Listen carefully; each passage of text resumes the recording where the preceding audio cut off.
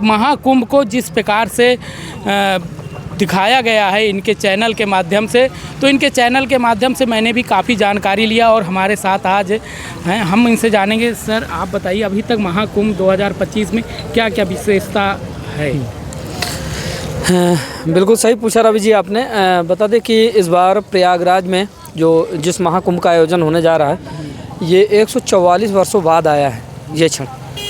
तो यानी 12 महाकुंभ, 12 बार ही हम 144, यानी कि इसको पूर्ण महाकुंभ के नाम से जाना जाएगा। और पूर्ण महाकुंभ के दौरान देश के कोने कोने से तमाम तरह के साधु संत महात्माओं की उपस्थिति यहाँ पर देखी जा रही है, जिसमें किन्नर, दिगंबर, जैनी, नागा, अघोरी, मतलब इस तरह के तमाम साधु संत महात्माओं की उपस्थिति यहाँ पर देखी जा रही है।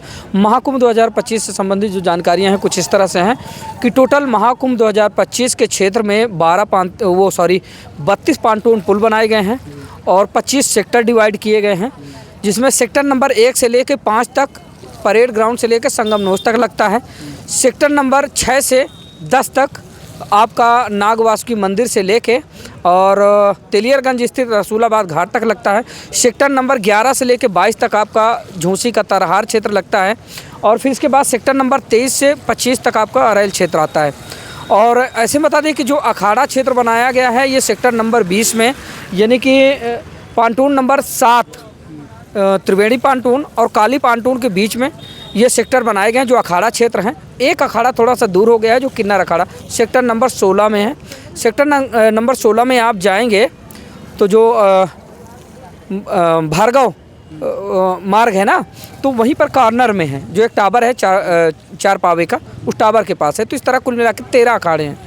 अब इस समय महाकुंभ 2025 में ही तरह तरह के साधु संत महात्मा, कल्पवासी, दर्शनार्थी, श्रद्धालु, भक्तगण दूर दराज से आकर यहाँ पधार रहे हैं। चहलकदमी काफ़ी बनी हुई है, दूर दराज से लोग बाग यहाँ पर आकर महाकुंभ का आनंद ले रहे हैं।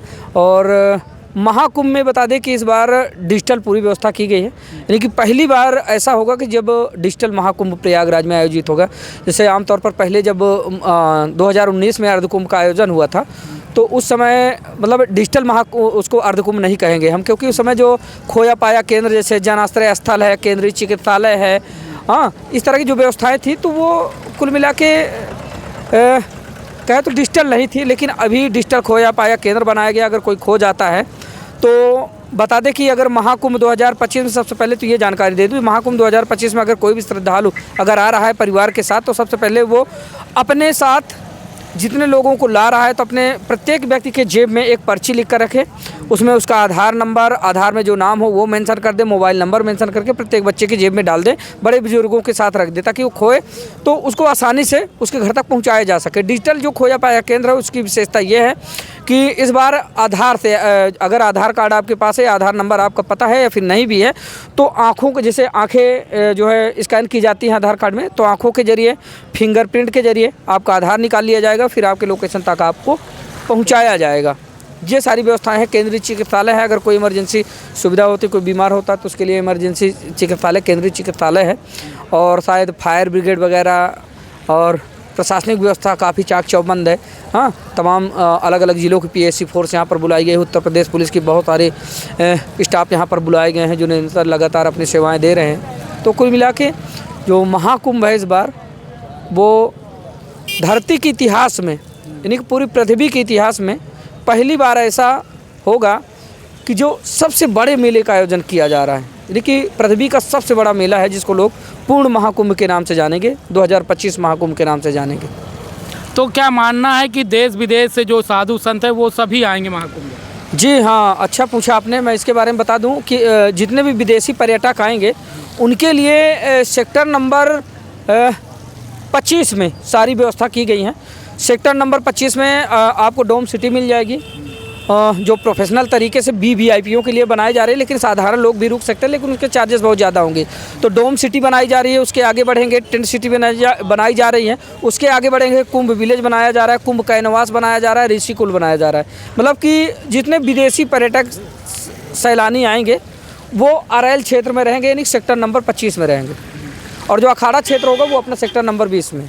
जैसे लोगों का कहना है कि मेले में झूला वूला और हर चीज़ की व्यवस्था होती, क्या रहेगा कि नहीं इस साल? जी बिल्कुल, मैं आप लोगों को बता देना चाहता हूँ, अच्छा सवाल आपने किया, क्योंकि अभी तक संशय बना हुआ था इस बात को लेकर। बहुत सारे लोग जो श्रद्धालुगण थे, ज़्यादातर जो क्षेत्रीय लोग थे वो निराश थे इस बात को लेकर कि शायद इस बार जो मनोरंजन के संसाधन है जैसे झूले वगैरह शायद महाकुंभ में नहीं लगेंगे, क्योंकि काफ़ी देर हो गई है। आमतौर पर आप देखते होंगे जब माघ मेले का आयोजन प्रतिवर्ष किया जाता है तो माघ मेले के दौरान पहले से ही जैसे जब माघ मेले की तैयारियां चलने लगती है उसी समय जो है ये सारी चीज़ें लगने लगती हैं। लेकिन इस बार काफ़ी लेट हो गया, थोड़ा सा भूमि वितरण संबंधी समस्याएं थी जिसके चलते अभी तक व्यवस्था नहीं हो पाई थी। भूमि वितरण हो गई है तो सेक्टर नंबर 1 में परेड ग्राउंड में मनोरंजन के सारे संसाधन लगाए जा रहे हैं। और जो नज़दीकी लोकेशन है वो बैराना चौराहा और जो आलोपी बाग से अभी नया फ्लाईओवर बनाया गया जस्ट उसके बगल में।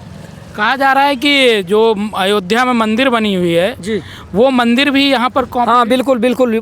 जो अयोध्या में अभी नवनिर्मित श्री राम मंदिर बनाया गया है उसका थीम आपको प्रयागराज में आयोजित होने वाले महाकुंभ 2025 के दौरान परेड ग्राउंड में ही सेक्टर नंबर 1 में देखने को मिलेगा, जहाँ पर आप देखेंगे कि बिल्कुल सेम टू सेम जिस तरह से राम मंदिर है तो राम मंदिर का वहाँ पर थीम तैयार किया जा रहा है। स्ट्रक्चर तैयार हो गया है, बस उसमें अभी कोडिंग बाकी है, जैसे कि पिलर वगैरह और फर्नीचर वगैरह जो लगा के मतलब उसी तरह स्ट्रक्चर बना के एकदम तैयार करेंगे तो काम प्रगति पर है। अच्छा, और क्या क्या खासियत रहेगा? जैसे अभी शिवालय पार्क भी है एक बना हुआ है। हाँ, महाकुंभ 2025 के दौरान ही बहुत सारे जो है मतलब विस्तार किए गए हैं घाटों के। जैसे मैं सबसे पहले तो मैं बता दूँ दशाश्वमेध घाट सबसे पुराना घाट है प्रयागराज का। ऐसा बताया जाता है कि सबसे पहली बार ब्रह्मा जी ने प्रयागराज की धरती में उसी घाट पे तपस्या की थी और यज्ञ किया था, है ना। तो उस घाट को ज़्यादा महत्वता दी जाती है, तो अभी उसका काफ़ी ज़्यादा विकास किया गया है। दशाश्वमेध घाट है, उसके बाद किला के समीप किला घाट बनाया गया है। और उस पार जाएंगे तो 2019 के अर्धकुंभ में अरैल घाट का एक अतिरिक्त नया घाट बनाया गया था। और इस बार महाकुंभ 2025 के दौरान भी उसी 2019 वाले जो घाट बनाए गए थे उसके जस्ट बगल में एक अतिरिक्त नए घाट का निर्माण किया गया है, जो काफ़ी बेहतर और पर्यटन का बहुत अच्छा केंद्र बनने वाला है। और अरैल क्षेत्र में ही आप देखेंगे सेक्टर नंबर 23 के बगल में भारत के नक्शे में 12 ज्योतिर्लिंग बनाए गए हैं, जिसको लोग बाग शिवालय पार्क के नाम से जानेंगे। उसमें यानी कि नगर निगम के द्वारा जितने कबाड़ कलेक्शन किए गए थे, जैसे तोड़फोड़ या फिर अतिक्रमण या फिर गली नुक्कड़ चौराहे जो जिनका चौड़ीकरण हुआ है, उससे निकाले गए जितने भी कबाड़ वगैरह थे उनसे मिला के 12 ज्योतिर्लिंग बनाए गए हैं। और 12 ज्योतिर्लिंग साथ साथ चारों तीर्थों के जो धाम हैं उनके दर्शन कराए गए हैं भारत के नक्शे में ही। तो बहुत अच्छा पर्यटन का केंद्र है वो भी। जैसे नहान के टाइम में आदमी कहता है हम संगम में नहाएंगे, तो संगम तट पे पहुंचने के लिए लोगों को क्या परेशानियों का सामना करना पड़ेगा? जी बिल्कुल, अब जाहिर सी बात है जब इतने बड़े समागम में आप जा रहे हैं तो थोड़ी बहुत दिक्कतों का सामना तो आपको करना ही है भाई। जब कुछ बड़ी प्राप्ति के लिए आप जाते हैं तो छोटी मोटी समस्या तो फिर आती रहती है। जैसे लोग बाहर से आएंगे नहाने के लिए तो कौन से घाट में जाना चाहिए जहाँ लोग पहुँच सके? देखिए आपका क्या मानना है? रवि जी, वैसे अच्छा सवाल आपने किया, लेकिन मैं बता देना चाहता हूँ विशेषकर प्रयागराज की जहाँ पर बात आती है तो महत्वता दी जाती है त्रिवेणी संगम को।